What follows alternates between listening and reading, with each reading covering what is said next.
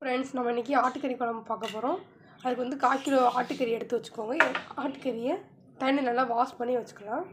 இப்போ ஒரு குக்கரில் எண்ணெய் ஊற்றிக்கோங்க. எண்ணெய் காஞ்சனையும் ஒரு பட்டை 2 கிராம்பு போட்டுக்கோங்க. இப்போ நம்ம இது கூடயே கொஞ்சம் சோம்பு போட்டுக்கலாம். நல்லா பொரியட்டும்.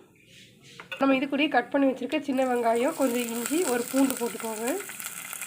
இப்போ பாருங்கள், போட்டாச்சு. போட்டு நல்லா வதக்கிக்கோங்க. வெங்காயம் இந்தளவு வதங்கினா போதும். நம்ம வாஷ் பண்ணி வச்சுருக்க ஆட்டுக்கறி இதில் போட்டுக்கோங்க. இப்போ பாருங்கள், நம்ம கறியெல்லாம் போட்டாச்சு. போட்டு நல்லா வதக்கிக்கோங்க. நம்ம இது கூடயே கொஞ்சம் மஞ்சள் பொடி போட்டுக்கோங்க. வத்தப்பொடி 1 ஸ்பூன் போட்டுக்கோங்க. மல்லிப்பொடி 2 ஸ்பூன் போட்டுக்கோங்க. சீரகப்பொடி 1 ஸ்பூன் போட்டுக்கோங்க. நம்ம எல்லா பொடியும் போட்டாச்சு. பொடியும் இந்த கறி நல்லா மிக்ஸ் ஆகிற மாதிரி நல்லா அப்படி கிண்டி விட்டுக்கோங்க. நம்ம இது கூடயே தேவையான அளவு உப்பு போட்டுக்கலாம்.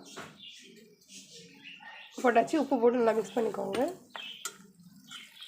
இப்போ பாருங்கள், நம்ம கறியை போட்டு 2 நிமிஷத்துக்கு நல்லா வதக்கியாச்சு.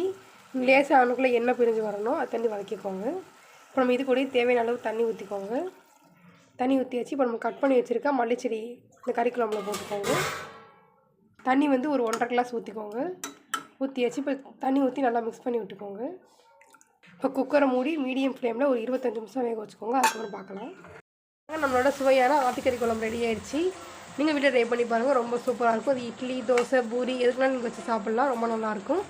தேங்க்ஸ் ஃபார் வாட்சிங்.